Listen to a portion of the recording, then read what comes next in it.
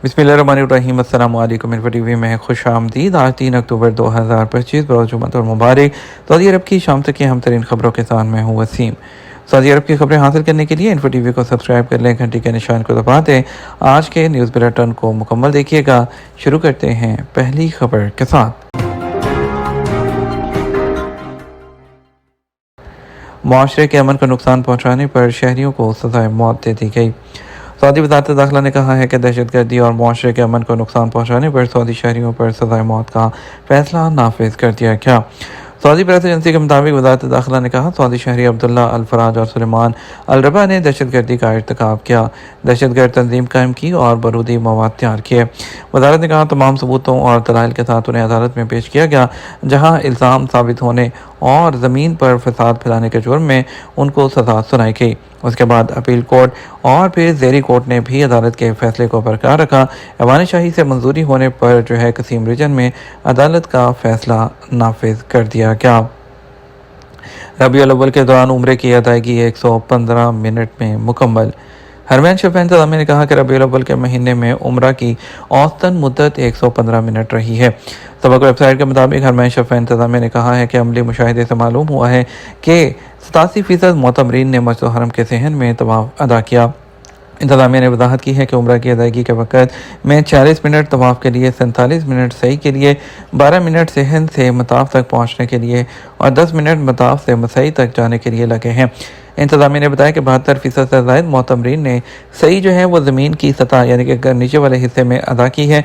हरमैन शरीफ इंतज़ामिया ने इस बात की भी तस्दीक की है कि यह अदाद शुमार तंजीमी कारकर्दगी की मौसरियत और मस्जिद हरम की राहदारियों में हरकत की रवानी को ज़ाहिर करते हैं, जो न सिर्फ ज़ायरीन के इत्मीनान को बढ़ाता है बल्कि विजन 2030 के टारगेट को भी पूरा करता है, जिसका मकसद हरमैन शरीफैन की खिदमत और शायर की अदायगी को आसान बनाना है।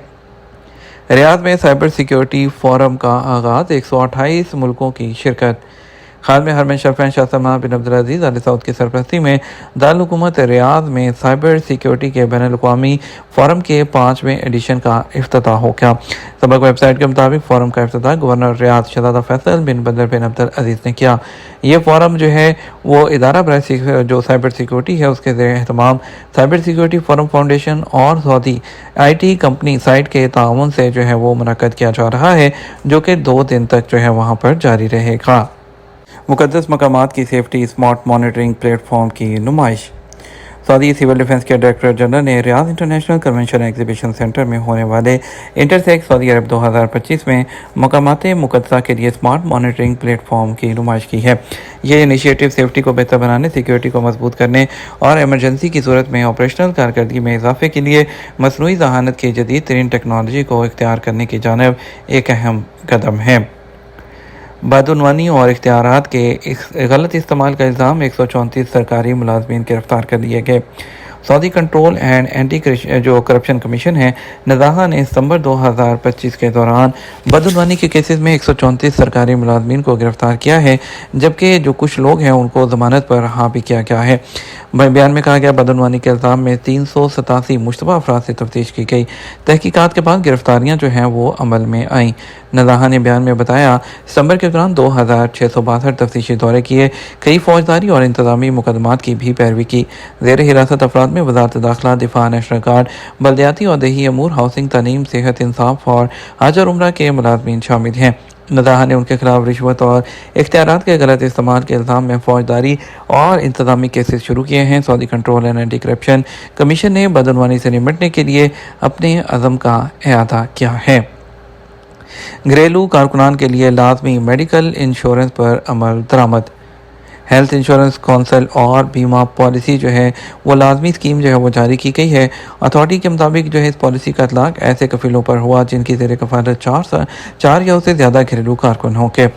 हेल्थ इंश्योरेंस कौंसल के मुताबिक घरेलू कारकुनान के लिए लाजमी मेडिकल पॉलिसी है उस पर अमल दरामद वो किया जा रहा है, जिसके तहत कारकुनान को मेडिकल इंश्योरेंस देना लाजमी होगा। घरेलू कारकुनान के लिए जो पॉलिसी मुतारिफ करवाई जाएगी उसके तहत हॉस्पिटल में ज़ेर इलाज रहने की सूरत में उन्हें किसी किस्म की रकम अदा नहीं करना होगी। इसके अलावा कारकुनान को एमरजेंसी यूनिट्स में भी फौरी इलाज की फराहमी के साथ कई बार विजिट और लेबॉर्ट्री की सहूलत भी मैसर होगी। वाज़ेह रहे, इंश्योरेंस कौंसल की जानब से घरेलू कारकुनान के लिए महलावार मेडिकल इंश्योरेंस ज़वाबित पर अमल दरामद किया जा रहा है।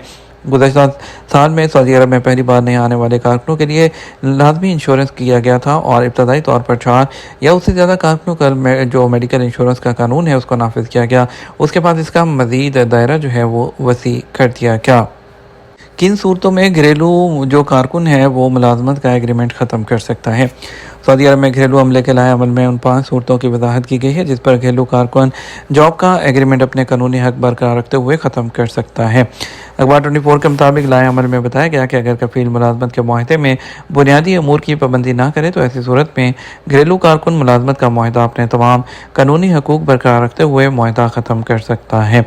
इसी तरह अगर ये बात साबित हो जाए कि आज या उसके नुमाइंदे ने मुलाजमत के माहदे के मौके पर काम की शराइत और हालात से धोखाधही की है, ऐसी सूरत में भी घरेलू कारकुन को मुलाजमत का माहदा ख़त्म करने का हक होगा।